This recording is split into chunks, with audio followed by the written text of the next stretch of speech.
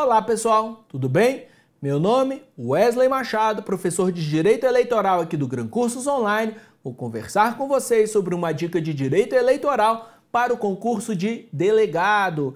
Quero tratar com vocês sobre os requisitos que são exigidos dos advogados que serão indicados pelo Supremo Tribunal Federal para compor o TSE. A Constituição Federal, ao tratar da composição do TSE, diz que o TSE é formado por 3 ministros do Supremo Tribunal Federal, 2 ministros do STJ, 2 advogados.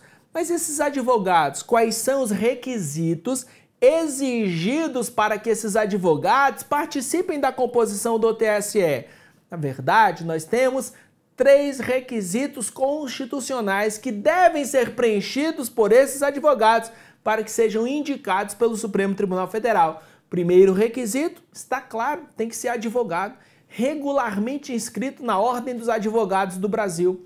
Segundo requisito, tem que ter notável saber jurídico. Cuidado! Não é notável saber em direito eleitoral, é notável saber jurídico.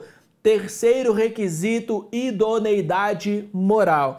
Preenchidos esses 3 requisitos, poderão ser indicados pelo Supremo Tribunal Federal. Contudo, além desses 3 requisitos, nós temos algumas situações fáticas impeditivas que fazem com que esses advogados não possam ser indicados. E o que impede o advogado de compor a lista tríplice formada pelo Supremo Tribunal Federal? Primeira situação fática impeditiva. Este advogado não pode ser ocupante de cargo eletivo. Então, se o advogado ocupar um cargo eletivo, não pode ser indicado pelo Supremo Tribunal Federal. Segunda situação fática impeditiva. Esse advogado não pode ser ocupante de cargo em comissão. Se ele for ocupante de cargo efetivo, não tem proibição, mas se ocupar um cargo em comissão, ou também chamado de cargo demissível ad nutum, ou, nos termos do Código Eleitoral, cargo de confiança, esse advogado está proibido de compor a lista tríplice formada pelo Supremo Tribunal Federal. Terceira situação fática impeditiva.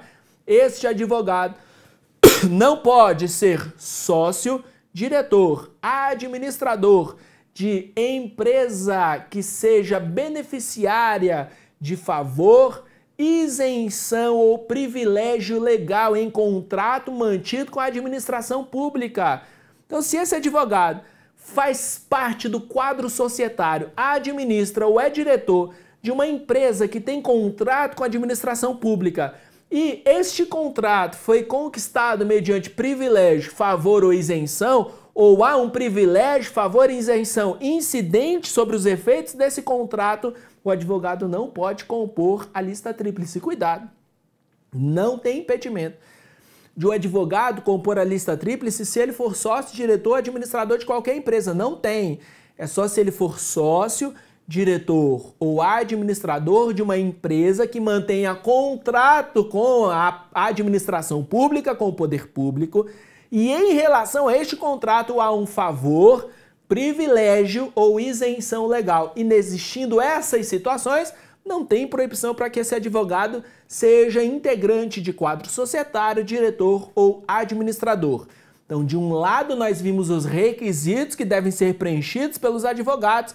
Tem que ser advogado, notável saber jurídico, idoneidade moral. De outro lado, nós vimos as situações fáticas impeditivas que fazem com que esse advogado não possa ser indicado em lista tríplice pelo Supremo Tribunal Federal. Quais são as 3? Não pode ser ocupante de mandato eletivo, não pode ser ocupante de cargo em comissão, não pode ser sócio, diretor ou administrador de empresa que mantenha contrato com o poder público conquistado mediante favor, isenção ou privilégio legal.